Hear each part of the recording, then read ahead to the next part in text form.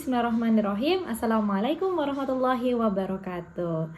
Meet again with me, with Dinda, for study English together. And in this video, I want to make an exercise for micro teaching, especially in a subject of English. So actually, I have some material that I always use for study by myself that I got from National Geographic Learning, from that website. I was have download some material, especially about grammar, about reading, listening, for upgrade my skill in English too. Okay, so actually I wanna share screen about my material that I want to teach in here, explain in this video, but I got some problem with my device, so I cannot share screen, and I just can to tell you about this material from my tablet like this. So I hope this problem not make you confused for accept and understand about my material. Okay, in this video especially I want to tell you about grammar. In the website that I use, they have a lot of exercise for grammar in every level, from beginner, intermediate until pro, but I try to explain one by one. In this video I just explain one material for beginner level, unit 11, about past simple, or as like usual we know, simple past tense. Okay, oh yeah, I forget. Usually when I'm teaching about English to my student, I always make a combination between English and Indonesia. The purpose is for make my student understand about the material more, and also still using English language in a communication, because I want my student listen about the pronunciation when we are talking about English. Okay, right now we will start it about past simple or regular verb. In here I will try to zoom about the material. Okay, this I have a curriculum vitae of James Lake. I will read it about the article first. This make my student know how to read in English. I was born in 1980. When I finished school, I traveled around the world and visited China, Australia, and parts of South America. In 1999, I started college and studied medicine for 6 years. After I graduated from college, I worked in Africa for a year, and then I started my job at a hospital in 2007. James Lake was tell us the story about the journey of his life. And in here, the presentation material is about past simple. The presentation is used the past simple to talk about finished action and event.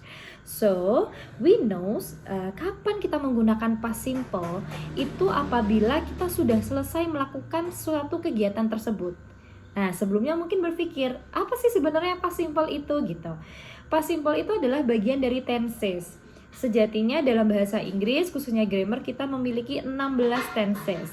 16 tenses ini masing-masing memiliki rumus yang dipergunakan untuk menulis bahasa Inggris sesuai dengan kaidah yang benar. Even we write or we talk or we study more about English, we use tenses. Salah satunya, judul rumus yang kita punya adalah simple past tense atau past simple. Nah, simple past tense ini memiliki formula atau memiliki rumus, yaitu subjek ditambah verb 2 ditambah objek. Yes, subjek ditambah verb 2 ditambah objek. Nah, yang membedakan dari setiap rumus-rumus di tenses ini biasanya ada di verbnya atau formulanya gitu. Kali ini kita akan membahas lebih lanjut tentang verbnya. Verb itu kalau ditanya perihal bentuk, if we talk about the verb, we have 3 verb. Kita memiliki 3 bentuk verb. Yang pertama verb 1, verb 2, dan verb 3. Kali ini di simple past tense, rumus untuk menggunakan simple past tense atau rumus dari simple past tense adalah subjek ditambah verb 2 ditambah objek. Nah, verb 2 ini adalah identik dengan verb atau kata kerja yang sudah ditambahi ed atau d, atau dalam kurun waktunya, artinya kegiatannya sudah selesai kita lakukan, maka kita menggunakan verb yang kedua.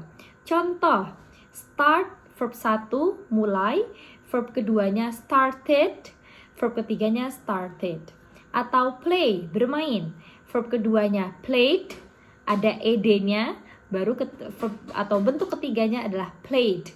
So start, started, started, play, played, played. Nah, barusan yang saya contohkan adalah bentuk dari verb dengan jenis regular verb. Nah, sekarang kita kenalan.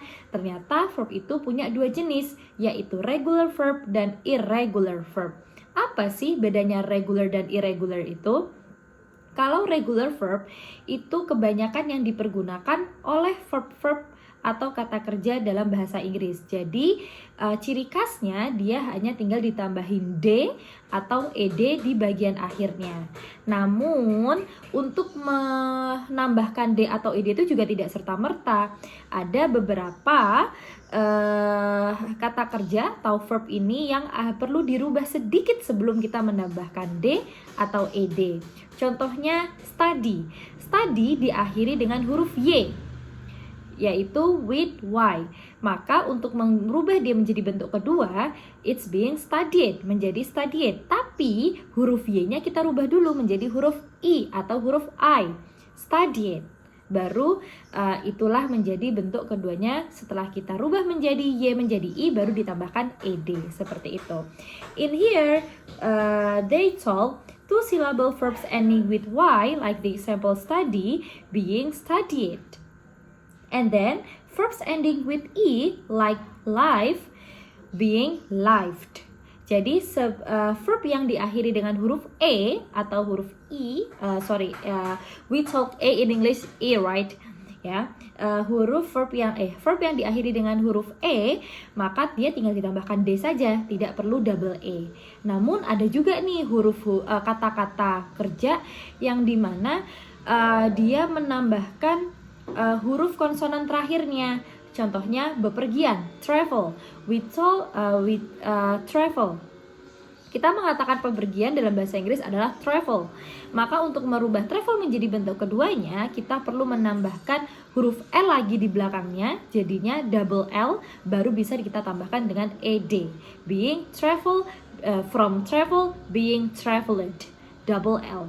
Like stop, being stopped, double P, double huruf P, seperti itu. Nah, kembali lagi nih, lalu apa itu irregular verb? Nah, kalau irregular verb itu tetap saja kata kerja di mana jenisnya dia untuk proses perubahan bentuk ini dia memiliki perubahan yang sangat signifikan, memiliki perubahan yang sangat berbeda dari bentuk dasar atau bentuk aslinya. Contohnya makan. Makan dalam bahasa Inggris kita sebut dengan eat. Tapi dalam dia bentuk kedua dia akan berubah menjadi ate. Dan bentuk ketiga dia menjadi eaten. Yang lain, contoh lainnya seperti go, pergi.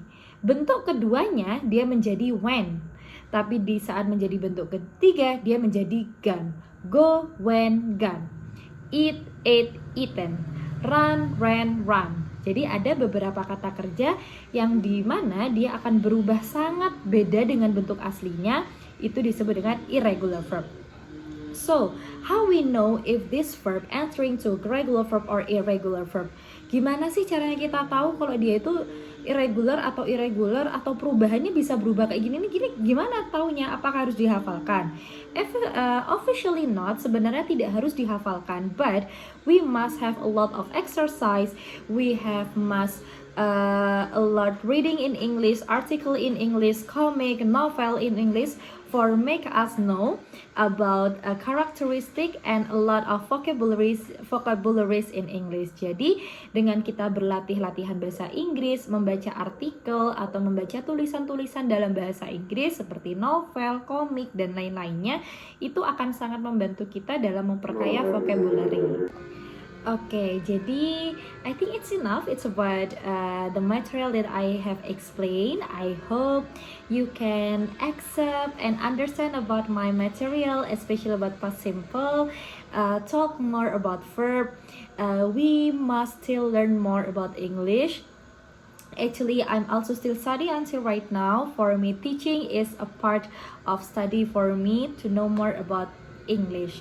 So I hope you can enjoy this video, you can having fun for study English, and I like to have interaction from you. If there is any question, you can ask me and we can study and discussing together. Thank you so much. I'm sorry if there is some mistake. Wassalamualaikum warahmatullahi wabarakatuh. Bye bye.